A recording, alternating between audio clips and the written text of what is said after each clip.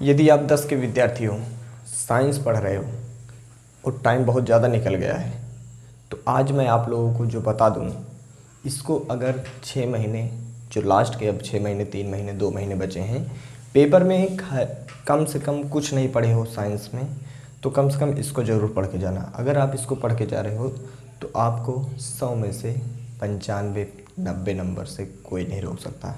लेकिन कम से कम इस टॉपिक को ज़रूर पढ़ लेना। पूरी किताब पढ़े हो तो बहुत से अच्छी बात है, लेकिन अगर ये प्रश्न पढ़े हो, किताब नहीं पढ़े हो, कुछ नहीं पढ़े हो, तब भी आपको कोई दिक्कत नहीं होगी। कक्षा 10 के विद्यार्थी हो तो इस वीडियो को पूरा देखना। आज मैं आप लोगों को ऐसा चीज़ बताने वाला हूँ जो शायद कोई ना बताया होगा। आज मैं आप लोगों को ये चीज़ बताने वाला हूँ कि पूरी साइंस में कक्षा 10 की जो विज्ञान है उसमें से क्या आता है, हर बार पेपर में क्या आता है। मैं उसको सारे प्रश्नों को यहाँ पर लिख दिया हूँ। 40 प्रश्न मैं आपको बताऊँगा। इन 40 प्रश्नों में 16 प्रश्न रहेंगे, जिससे 8 प्रश्न आपको ही करना होगा। कुछ प्रश्न अथवा करके भी रहते हैं, तो आपको अथवा वाला नहीं करना है। तो अगर आप लोग वीडियो को पूरा देखोगे तो आज आपको बहुत ही लाभ मिलेगा। इस वीडियो को देखने के बाद खुद ही आप लोग कमेंट के द्वारा बताएंगे कि आपको इस वीडियो में लाभ मिला कि नहीं मिला। तो समय ज़्यादा ना लेते हुए हम शुरू करते हैं। ये क्या है, इसमें फिजिक्स, केमिस्ट्री, बायो यानी पूरी आपकी कक्षा 10 की विज्ञान का पूरे प्रश्न इसमें छापे हैं, जो पेपर में आज नहीं तो कल यानी आने वाले समय में, पिछले साल या भविष्य में जो आएंगे। अब पिछले साल जो आज के 10 साल पहले भी जो आए थे, 5 साल पहले, उनको भी यहाँ पर मैंने लिखा है। तो कम से कम अगर आप बोर्ड की पेपर देने जा रहे हो तो कम से कम इस वीडियो को देखना ज़रूर और इन प्रश्नों को पढ़ लेना। सबसे पहला प्रश्न जो सबसे बहुत महत्वपूर्ण है, यहाँ पर सबसे पहला प्रश्न आप लोग देख रहे हैं, क्या लिखा है, संयोजन तथा वियोजन अभिक्रिया। ये एक बात आपको मैं बता दूं, ये यहाँ पर ये मत सोचना कि कोई बहुत ज़्यादा इम्पोर्टेंट है या बहुत ज़्यादा कम इम्पोर्टेंट है। इन सारे प्रश्नों को हम हल करने वाले हैं, इन सारे प्रश्नों को हम पढ़ने वाले हैं।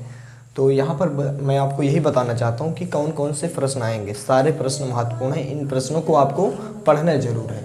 संयोजन तथा वियोजन अभिक्रिया। दूसरा क्या है, ऊष्माक्षेपी तथा ऊष्माशोषी अभिक्रिया। तीसरा है अपचयन तथा उपचयन तथा अपचयन उपचयन तथा रेडॉक्स अभिक्रिया। अभी मतलब ये अभिक्रिया है। फिर क्या है, अम्ल, क्षार एवं लवण की परिभाषा। अम्ल, क्षार, लवण की परिभाषा आपको देना। अम्ल क्या है, क्षार क्या है, लवण क्या है, इसकी परिभाषा एवं उदाहरण भी आपको देना है। उसके बाद क्या है, बेकिंग सोडा बनाने की विधि। जो पूड़ी में डालते हैं हम लोग बेकिंग सोडा, उसको कैसे बनाया जाता है उसकी विधि हम आपको बताना है। धावन सोडा बनाने की विधि, ये 2 ही चैप्टर में है, केमिस्ट्री के दूसरे चैप्टर में। प्लस्टर ऑफ पेरिस सूत्र एवं उपयोग। प्लस्टर ऑफ पेरिस का सूत्र क्या होता है और इसका उपयोग किया जाता है। प्लस्टर ऑफ पेरिस का सूत्र होता है CaSO4 × ½ H2O। इसका उपयोग कहाँ पर किया जाता है, तो जब हड्डियाँ टूट जाती हैं तो प्लस्तर चढ़ाने में किया जाता है, मूर्तियाँ बनाने में किया जाता है। अगर इसका वीडियो देखना चाहते हैं तो आपको डिस्क्रिप्शन में मिल जाएगा, मैं वीडियो बना दिया हूँ इसके बारे में। बाकी इन सारे प्रश्नों का जो विश्लेषण होगा हम 5-5 प्रश्न करके आपको प्रोवाइड करा देंगे। डेली 5 प्रश्न आपको ले आएंगे, 5-5 टॉपिक, यानी 8 दिन में ख़त्म हो जाएगा। 1 हफ्ते अगर आप लोग दे दोगे टाइम तो आपकी पूरी साइंस का हम रिविज़न करवा देंगे, बाकी आपकी मर्जी। तो ये क्या है, प्लस्टर ऑफ पेरिस का सूत्र एवं उपयोग आपको लिखना है। फिर क्या है, पीएच मान से आप क्या समझते हैं। पीएच मान क्या है, पीएच मान से क्या समझते हैं, क्या है हमारे दैनिक जीवन में पीएच मान का महत्व। इन सारे प्रश्नों का जवाब आपको मिल जाएगा। अम्ल, क्षार एवं लवण वाला जो चैप्टर हम डाले हैं उसको जाकर एक बार देखो तो सब मिल जाएगा इन सारे प्रश्नों का जवाब। धातु, अधातु एवं उपधातु की परिभाषा। धातु क्या है, अधातु क्या है और उपधातु क्या है, उसकी परिभाषा। फिर उसके बाद क्या है, संतृप्त तथा असंतृप्त हाइड्रोकार्बन क्या है। ये चैप्टर नंबर 4 में आपको मिलेगा। संतृप्त तथा असंतृप्त हाइड्रोकार्बन क्या है।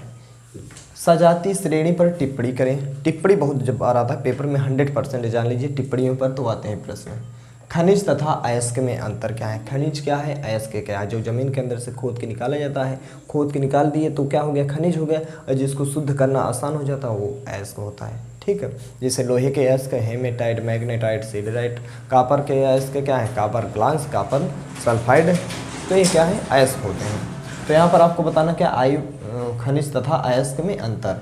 13वां प्रश्न है IUPAC नामकरण। IUPAC का नामकरण कैसे करते हैं, 4 नंबर में आता है, ये जान लीजिए। साबुनीकरण पर टिप्पणी करिए, ये समझो 100% आएगा। साबुनीकरण पक्का आता है, साबुनीकरण से संबंधित प्रश्न आते हैं हर बार पेपर में। एस्टरीकरण की अभिक्रिया पर टिप्पणी करिए। ये साबुनीकरण के बाद ही एस्टरीकरण है, उसी चैप्टर में, चैप्टर नंबर 4 में आपको ये मिल जाएगा। फिर क्या है, बायोलॉजी में हम चलते हैं तो पाचन तंत्र सबसे ज़्यादा महत्वपूर्ण है। डाइजेस्टिव सिस्टम, पाचन तंत्र है क्या। फिर क्या है, उत्सर्जन तंत्र। उत्सर्जन तंत्र का भी चित्र बनाकर आपको वर्णन करना पड़ेगा। ऐसा भी प्रश्न आता है, या तो पाचन तंत्र या तो उत्सर्जन तंत्र, ये दो में आएगा।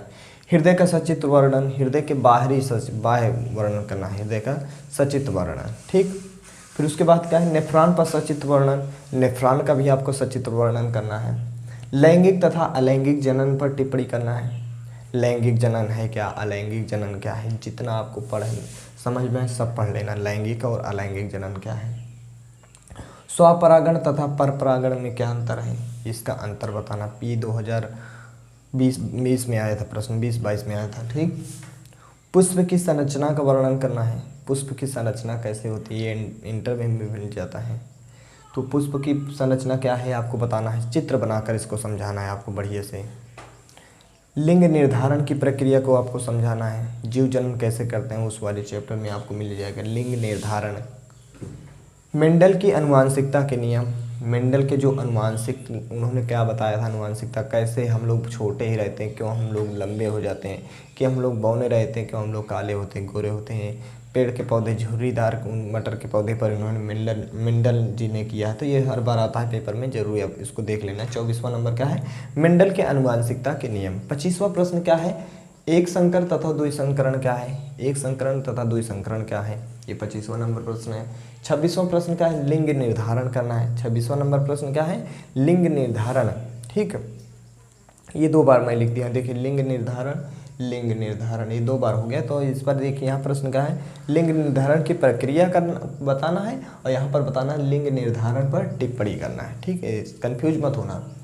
27वां प्रश्न क्या है, कायिक प्रवर्धन पर टिप्पणी करना है आपको। जब आप लोग बायोलॉजी पढ़ोगे, जब मैं 5 प्रश्न करवाऊंगा तो आपको सब समझा दूंगा, एक एक टॉपिक मैं आपको बताने वाला हूँ डेली वीडियो में। इसके बाद जो वीडियो आएगा 5 प्रश्न का हम वीडियो ले आएंगे, 8 वीडियो में ख़त्म कर देंगे एकदम फ्रेश फिनिश।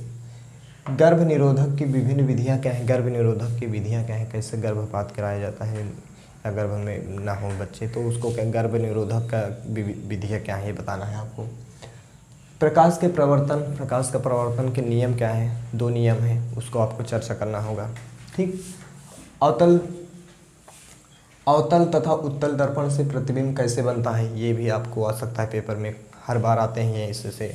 या तो अपवर्तन आता है तो अवतल, ये तो अवतल आता है या तो उत्तल आता है, 2 में से एक आता है, 100% है ये तो आने वाले प्रश्न हैं। वैसे यहाँ पर जो प्रश्न है ये 8 सेटों में से 8 पंच 40 नंबर है, 8 सेट बनते हैं, तो समझो कि ये सारे प्रश्न 8 के 8 सेट में जरूर आएंगे।